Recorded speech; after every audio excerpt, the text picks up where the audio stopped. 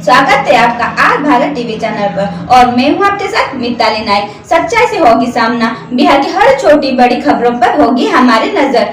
हमसे जुड़े रहने के लिए सब्सक्राइब कीजिए आर भारत टीवी चैनल। तो आइए देखते हैं आज की ताजा खबर। नमस्कार, खबर रोहतास से। विक्रमगंज में स्थापित प्रजापति ब्रह्मा कुमारी ईश्वरीय विश्वविद्यालय संस्थान में प्रजापति ब्रह्मा का स्मृति दिवस बहुत धूमधाम से मनाया गया, जिसमें अनुमंडल के एसडीएम साहब, जज साहब, जेलर साहब, जेल सुपरिटेंडेंट एवं आर भारत टीवी चैनल के रिपोर्टर इन चीफ हुए शामिल। आपके द्वारा किसी को सुख मिले ये आपका सिग्नेचर है, परंतु यदि आपके द्वारा किसी को आनंद मिले ये आपका ऑटोग्राफ है। जो एक बार भी ज्ञान सुने वह भी सतयुग में आएगा, अपने पुरुषार्थ के योग वहाँ का पद वह पाएगा। संगम युग का परम पिता शिव परमधाम से आते हैं, नर से नारायण बनने की सच्ची कथा सुनाते हैं। जो श्रीमत का करेगा पालन वही राजपद पाएगा। नमस्कार, आप देख रहे हैं आर भारत टीवी चैनल और मैं हूं आपके साथ काजल राज। रोहतास जिले के विक्रमगंज अनुमंडल में उपस्थित हूं कि आप देख रहे हैं ईश्वरीय विश्वविद्यालय प्रजापति ब्रह्मा कुमारी के संस्थाओं में हम लोग उपस्थित हैं। अभी हमारे साथ प्रजापिता ब्रह्मा कुमारी ईश्वरीय विश्वविद्यालय की दीदी हमारे साथ उपस्थित है। तो नमस्कार दीदी, आर भारत टीवी चैनल में आपका स्वागत है। ओम शांति। मैं प्रजापिता ब्रह्मा कुमारी ईश्वरीय विश्वविद्यालय से बोल रही हूँ और ईश्वरीय विश्वविद्यालय में आज हम लोगों को प्रजापिता ब्रह्मा का स्मृति दिवस बड़े धूमधाम से मनाया गया, जिसमें इस स्मृति दिवस 165 देशों में मनाया गया और सारे जितने भारत में ज़िले हैं सभी जगह, जिसमें एक ब्रांच विक्रमगंज में भी है, यहाँ भी बड़े धूमधाम से मनाया गया। तो दीदी, इस कार्यक्रम में कौन कौन से अधिकारी आए हुए थे? ये अनुमंडल का जो एसडीएम साहब है वो यहाँ पर बाबा का श्रद्धांजलि देने के लिए उपस्थित थे। साथ ही साथ इस अनुमंडल के जज साहब भी थे और जेल सुपरिटेंडेंट साहब थे, जेलर साहब थे। ये सारे लोग आज बाबा के स्मृति दिवस पर उपस्थित थे। तो दीदी, इस कार्यक्रम में क्या क्या हुआ? इस कार्यक्रम में हम लोग सुबह से 6 से 7 सुबह से ही लेकर हम लोग मेडिटेशन कर रहे थे।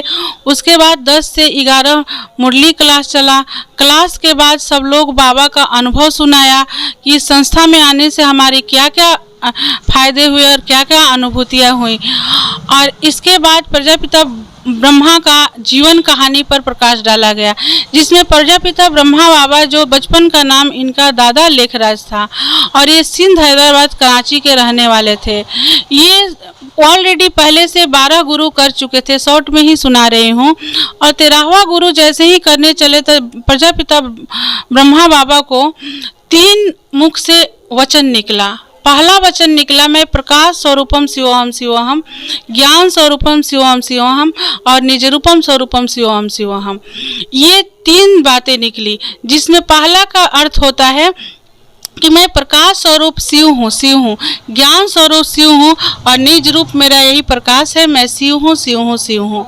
ये 3 शब्द निकलते ही बाबा को बहुत हल्कापन महसूस हुआ और बाबा सोचने लगे कि ये मेरे साथ क्या हुआ। तो बाबा जैसे ही आए कमरे से अपना बाहर, तो पूछने लगे कि पंडित जी से, जिससे गुरु किए थे, गुरु जी से, कि गुरु जी आज मेरे साथ क्या हुआ, आज मुझे बहुत हल्कापन महसूस हुआ। तो गुरुजी बोले कि देखो, ये मैंने कुछ भी नहीं किया, तुमने तो आधे पूजे पर से उठ कर अनर्थ किया। तो उनके नहीं, आज मेरा बहुत मन हल्का है। तो बाबा को पहला साक्षात्कार हुआ, शिव बाबा ने कराया। वो पहला साक्षात्कार ये था कि दुनिया ताश के पत्तों की तरह गिर रही है, एक दूसरे में बहुत लड़ाई झगड़ा हो रहा है, गृह युद्ध हो रहा है, खूने नाहक खेल का बाबा एक साक्षात्कार शिव बाबा ने कराया। थोड़ा सुनने में थोड़ा ये लगेगा, लेकिन यहाँ आकर समझेंगे तो जैसे मान लीजिए गांधी जी कैसे देश आज़ाद किए, उसका जीवन कहानी पढ़े कि वो बुजुर्ग कैसे देश आज़ाद करेगा लड़के, लेकिन जीवन कहानी पढ़ने के बाद पता चल जाता है कि कैसे देश आज़ाद हुआ। उसी प्रकार ब्रह्मा बाबा को कैसे साक्षात्कार हुआ, कैसे ब्रह्मा कुमारी ईश्वरीय विश्वविद्यालय की स्थापना हुई। यहाँ प्रजापिता ब्रह्मा कुमारी ईश्वरीय विश्वविद्यालय में आकर 7 डेज कोर्स करने पर पता चलेगा। तो क्या हुआ इसके बाद जो बहुत इनको घबराहट सा हुआ कि बस करो प्रभु बस करो, अब मुझे सहन नहीं हो रही है। जो चारों तरफ दूध की नदियां बहनी चाहिए तो खून की नदी बह रही है। तो भगवान ने वहां उनके साक्षात्कार रोक दिया और दूसरा साक्षात्कार कराया स्वर्ग का, जो कि आकाश से तारे टूट करके लक्ष्मी नारायण बन जा रहे हैं, दूध घी की नदियां बल रही है, फल फूल से डाली लदी हुई है, एक दूसरे में बहुत प्रेम है, बहुत एक दूसरे में लगाव है, एक दूसरे को बहुत सुखी है, संपन्न है। और जहाँ देखिए एक ने कहा दूसरे ने माना, स्वर्ग का भगवान साक्षात्कार इनको कराए। तब भगवान पूछा इनसे कि अब बताओ किस दुनिया में तुम्हें रहना है। तो बाबा बोले कि मुझे इस दुनिया में नहीं रहना है कलयुग में, मुझे ये स्वर्णिम दुनिया में रहनी है, स्वर्ग की। तो वही आज से 5000 वर्ष पहले ये भारत स्वर्ग था, यहाँ देवी देवताओं का राज था। आज इस संसार में आज कौरव का राज हो गया है, आज राक्षसों का राज हो गया है। तो फिर ऐसा दुनिया लाने के लिए भगवान कहा, शिव बाबा ने बोले कि ऐसा दुनिया लाना है, स्वर्ग में रहना है, तो तुम्हें इस संस्था को आगे बढ़ाना होगा। तो पहले ये संस्था ओम मंडली के नाम से चलता था, जो कराची में था। अब इस संस्था प्रजापिता ब्रह्मा कुमारी ईश्वरीय विश्वविद्यालय से चल रहा है और इसका head quarter mount Abu Rajasthan है। बाबा बचपन से ही बहुत गीता पढ़ते थे, पाठी करते थे, जाति के ब्राह्मण कृपलानी ब्राह्मण थे। कलकत्ते में इन्होंने हीरे जवाहरात के व्यापार करते थे। आज भी भवानीपुर में लखीराज ज्वेलरी का नाम से आज भी इनका दुकान है और आज भी इनका नाम से केवल बहुत दुकान चलता है।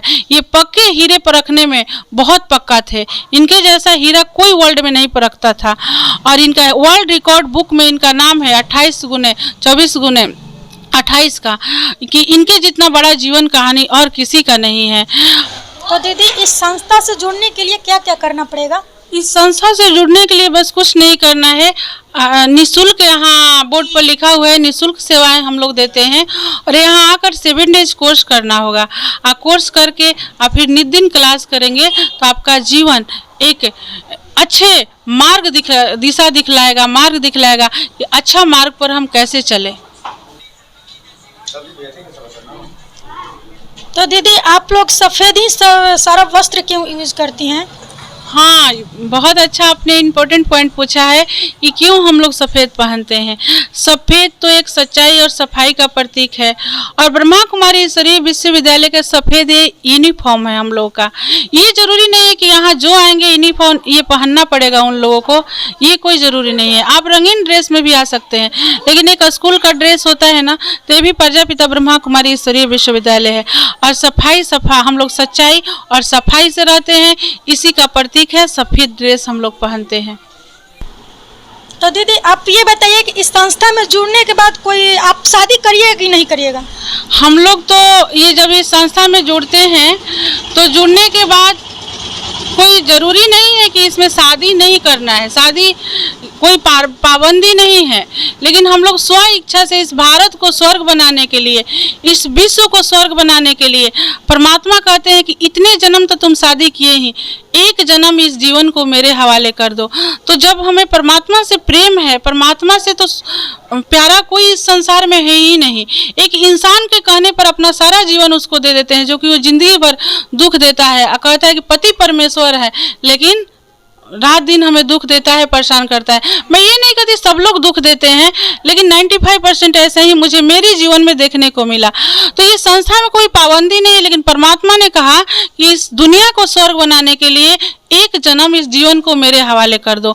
तो ये स्व इच्छा है। हमारे मम्मी पापा भी बहुत परेशान और नाराज थे इस संस्था में आने के बाद, लेकिन हमने उनको अच्छी तरह से अच्छा बात समझाया और हम अपने भाषा में उनको अच्छी तरह से मनाया और बहुत आज खुश हैं लोग कि हमारी बेटी इस संस्था में है।